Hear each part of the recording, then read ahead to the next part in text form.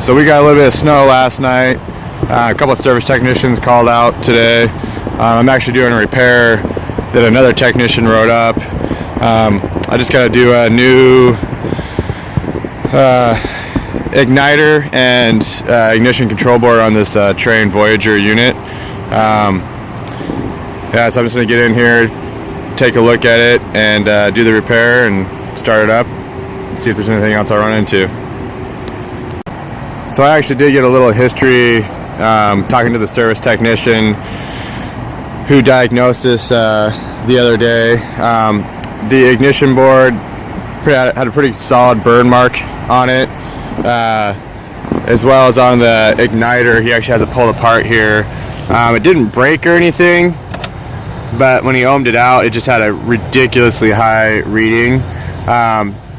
So he wrote up the ignition board and igniter.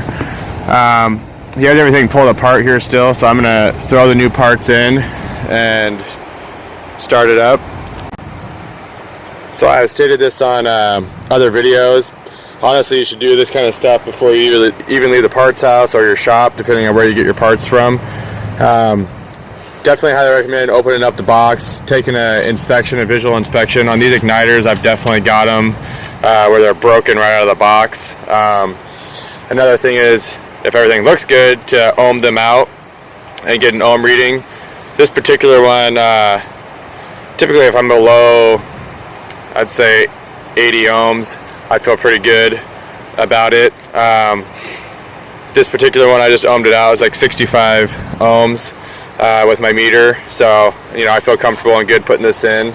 Another thing to look for, I mean, sometimes if you don't know if it's a new part you haven't put in, but just make sure you have all the accessories with it. This one has a bracket and a new gasket. On these particular igniters, I highly recommend putting a new gasket in. They just get, this is the old one here, they just get trashed typically when they're being reused.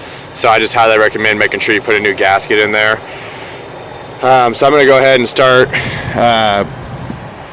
putting that in. Another thing to kind of look for is, I've definitely seen with parts, and I'm sure other people have too, is you get stuff where someone tried to put it in and then they diagnosed it wrong, and then the part gets returned, and then they sometimes resell it if they don't catch it at the parts houses. So I just kind of look for stuff like that, especially on my ignition boards. You can typically tell when you pull a terminal off of a connector on a board that a wire's been on or not. So I just kind of look for all that kind of stuff to make sure I'm not going to be putting in parts that are going to give me more issues and make the company and myself look bad. One more tip is whenever you're handling these igniters, I always recommend putting on some rubber gloves or gloves of some sort. I've been told basically the oil's on your fingers. If you get it on that main igniter rod there, that I mean, it can create a lot more issues where it might fail prematurely. So I just always recommend wearing gloves. I mean, honestly, I usually put on rubber gloves when I'm doing any repair, just because. But yeah, just definitely when you're handling your igniter, be extra gentle and careful with it. I think it goes without saying, anytime you're doing any repairs on electrical components on a system, just make sure you have the power off. Then once you shut it off, test it with a voltmeter, just to make sure you have no power so you're not getting zapped. So just highly recommend making sure you shut power off before you start doing any work. So as far as disconnecting the board, these plugs are just easy. Unplug it. As far as removing the board, these little guys here, I usually can pinch them down with like needle nose pliers, and you can slide everything off, or you can take some cutters and just cut all of them off and pull it off. If you are going to cut them though, make sure that your new board has ones with it, otherwise you're going to be pretty screwed on getting the new board mounted. I already know my new board has them, so I could cut them or use a needle nose. Obviously if you remove them, you got remove them with needle nose on your old board, then you have to remove the new ones on your new board to get everything to clip in there. I also start by taking a picture before I even get started, just so I know all my wires. If one comes loose or something while you're working on it, you know where it goes. And then I usually will pull everything off.